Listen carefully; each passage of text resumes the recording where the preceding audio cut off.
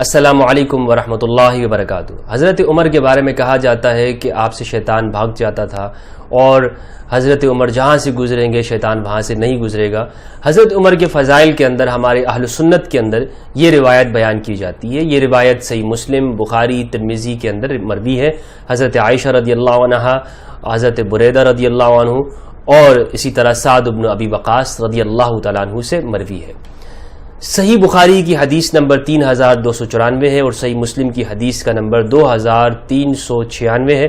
سعد بن ابی وقاص سے مروی ہے۔ میں پہلے متن آپ کے سامنے رکھوں گا، پھر ہم اس کے اوپر گفتگو کریں گے کہ ایسی کیا وجوہات ہے، اس پر ہم غور و فکر کریں گے کہ آیا حدیث کا یہ معنی کہ جو حضرت عمر کی فضیلت کے اندر بیان کیا جا رہا ہے، کہیں اس سے ہم رسول اللہ صلی اللہ علیہ وآلہ وسلم کی توہین اور آپ کا مرتبہ کم تو نہیں کر رہے ہیں؟ تو ہمیں اہل سنت کا ہمارے ہاں نظریہ ہے، ہمارے اہل سنت کا منہج ہے۔ ہمارے اساتذہ نے بتایا کہ جو روایت بھی رسول اللہ صلی اللہ علیہ وآلہ وسلم کی شان اور مرتبے کو کم کرتی گھٹاتی ہو، وہ روایت ہمارے نزدیک موضوع ہوگی۔ یہ ہم اہل سنت کا منہج ہے کہ نبی صلی اللہ علیہ وآلہ وسلم کی ذات قدسیہ وہ ہر بات سے اوپر ہے، یعنی آپ صلی اللہ علیہ وآلہ وسلم کی ذات کے جو فضائل ہیں اس کے مخالف اگر ہمیں کوئی روایت صحیح کتابوں کے اندر ہی کیوں نہ مل جائے، ہم اسے تسلیم نہیں کریں گے۔ تو اب ان روایتوں کو میں پڑھتا ہوں اور پھر ہم اس کے اوپر غور کرتے ہیں۔ امام بخاری نے اس حدیث کو روایت کیا، امام مسلم نے سعد بن ابی وقاص رضی اللہ عنہ سے فرماتے ہیں کہ استأذن عمر علی رسول اللہ صلی اللہ علیہ وآلہ وسلم وعنده نساء من قریش، کہ حضرت عمر رضی اللہ تعالیٰ عنہ پوری آپ دیکھ لیجئے گا، میں ترجمہ یہاں پہ کرتا ہوں۔ ایک دفعہ حضرت عمر رضی اللہ عنہ نے رسول اللہ صلی اللہ علیہ وآلہ وسلم کی خدمت میں حاضر ہونے کی اجازت چاہی۔ اس وقت چند قریشی عورتیں آپ کے پاس بیٹھی آپ سے گفتگو کر رہی تھی اور آپ سے خرچ میں بڑھانے کا سوال کر رہی تھی۔ آپ کی ازواج مطہرات تھی، خوب آواز بلند کر کے، یعنی اونچی اونچی آواز سے۔ لیکن جو ہی عمر نے اجازت چاہی رضی اللہ عنہ، وہ خواتین جلدی سے پردے کے پیچھے چلی گئی۔ پھر رسول اللہ صلی اللہ علیہ وآلہ وسلم نے انہیں اجازت دی۔ آپ صلی اللہ علیہ وآلہ وسلم مسکرا رہے تھے۔ عمر رضی اللہ عنہ نے کہا، اللہ تعالی ہمیشہ آپ کو ہنساتا رکھے یا رسول اللہ۔ آپ نے فرمایا کہ مجھے ان عورتوں پر تعجب ہوا، یعنی رسول اللہ نے فرمایا صلی اللہ علیہ وآلہ وسلم، ان عورتوں پر تعجب ہوا، ابھی ابھی میرے پاس تھیں، لیکن جب تمہاری آواز سنی تو پردے کے پیچھے جلدی سے بھاگ گئی۔ عمر رضی اللہ عنہ نے عرض کیا، لیکن یا رسول اللہ آپ زیادہ اس کے مستحق تھے کہ آپ سے یہ ڈرتی۔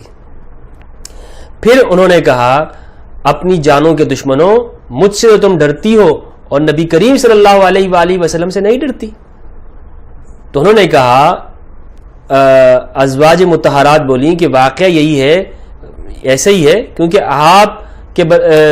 آپ رسول اللہ صلی اللہ علیہ وآلہ وسلم کے برخلاف مزاج میں بہت سخت ہیں۔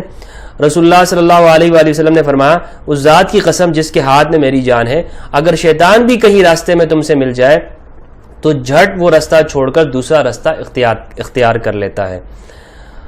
والذی نفسی بیدہ ما لقیک الشیطان قط سالکا فجا الا سلک فجا غیر فجک۔ ٹھیک ہے، اب بخاری کی روایت تو ہمارے سامنے آ گئی۔ اس میں یہ معلوم ہوتا ہے کہ حضرت عمر کے بارے میں فرمایا کہ آپ جس رستے پہ گزریں گے شیطان راستہ بدل دے گا، ٹھیک ہے نا۔ لیکن ایک اور روایت میں جو اس کی مزید وضاحت کرتی ہے، اس کو ہم تھوڑا سا سمجھتے ہیں۔ ترمذی کی حدیث نمبر ہے 3691۔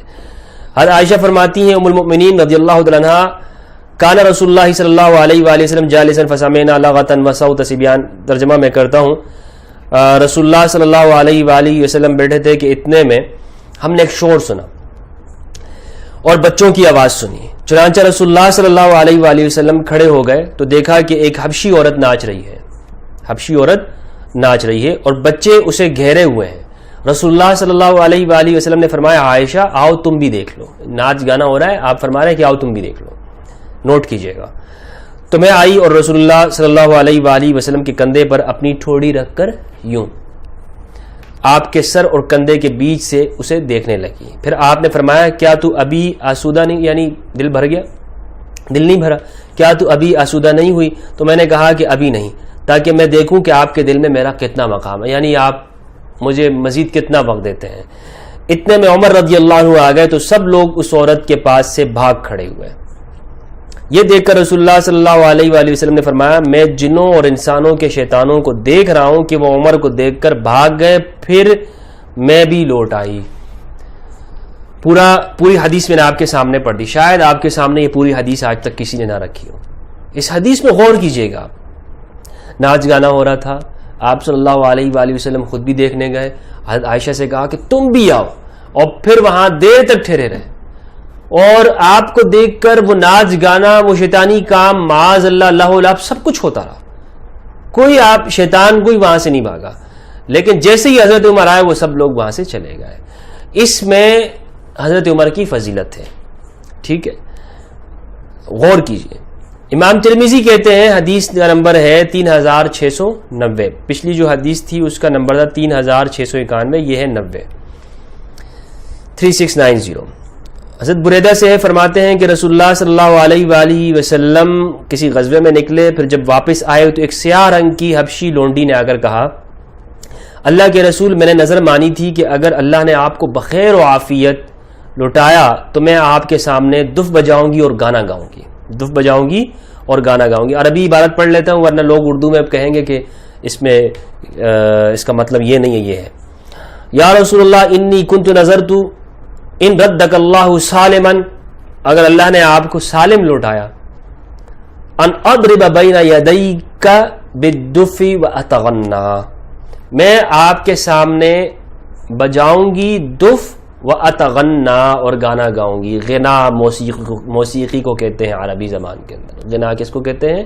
موسیقی کو کہتے ہیں. فقال لها رسول اللہ صلی اللہ علیہ وآلہ وسلم ان کنت نظرتی فاضربی والا فلا, اگر تمہاری منت تھی تو پورا کر لو, وگرنہ تو چھوڑ دو. تو چونکہ اس نے منت مانی ہوئی تھی. فجعلت تضرب, وہ شروع ہو گئی دف بجانا اور گانا. فدخل ابو بکر وہی تضرب, ابو بکر تشریف لائے, وہ بجا رہی تھی. ثم دخل علی وہی تضرب, پھر جناب علی آئے, وہ بجاتی رہی. ثم دخل عثمان وہی تضرب, حضرت عثمان تشریف لائے, وہ پھر بھی وہ دف بجاتی رہی. ثم دخل عمر فالقت الدف تحت استہا, تو اس نے دف کو اپنے نیچے رکھ دیا. ثم قعدت علیہ, اور اس کے اوپر بیٹھ گئی, رکھ کے اوپر بیٹھ گئی. ثم دخل, اچھا, فقال رسول اللہ صلی اللہ علیہ وآلہ وسلم, تو رسول اللہ صلی اللہ علیہ وآلہ وسلم نے فرمایا ان الشیطان لا یخاف منک یا عمر, شیطان آپ سے خوف کھاتا ہے عمر, شیطان آپ سے ڈرتا ہے. انی کنت جالسا وہی تضرب, میں بیٹھا ہوا تھا اور یہ بجاتی رہی. فدخل ابو بکر وہی تضرب, ابو بکر آئے پھر بھی یہ بجاتی رہی دف. ثم دخل علی وہی تضرب, علی آئے پھر بھی یہ دف بجاتی رہی. دخل عثمان وہی تضرب, عثمان آئے اور پھر بھی یہ دف بجاتی رہی. فلما دخلت انت یا عمر القت الدف, جب عمر آپ آئے تو اس نے دف رکھ دیا, اس نے بجانا چھوڑ دیا. تو آپ سے شیطان گھبراتا ہے, آپ سے شیطان گھبراتا ہے. اب یہ جو ترجمہ میں نے کیا, حدیث کے الفاظ آپ کے سامنے رکھے ہیں, پوری حدیث میں نے آپ کو پڑھ کے سنائی ہے. غور کیجئے گا اس میں کہ شیطانی کام معاذ اللہ رسول اللہ صلی اللہ علیہ وآلہ وسلم کی موجودگی میں ہوتا رہا, ابو بکر رضی اللہ عنہ کی موجودگی میں ہوتا رہا, امام علی کی موجودگی میں, حضرت عثمان کی موجودگی میں. شیطان, اور آپ وہاں بیٹھے ہوئے, عورت کو اجازت دے دی, لیکن حضرت عمر آئے تو شیطان بھاگ گیا. کیا اس میں جناب عمر رضی اللہ عنہ کی فضیلت ہے یا جناب ابو بکر, عثمان, امام علی اور جناب رسول اللہ صلی اللہ علیہ وآلہ وسلم کی توہین ہے؟ یہ فیصلہ آپ کیجئے گا, غور و فکر کیجئے گا. سوچیں کہ آج کل صرف فضائل کے نام پر قوم کو اور امت کو بیوقوف نہیں بنایا جا سکتا.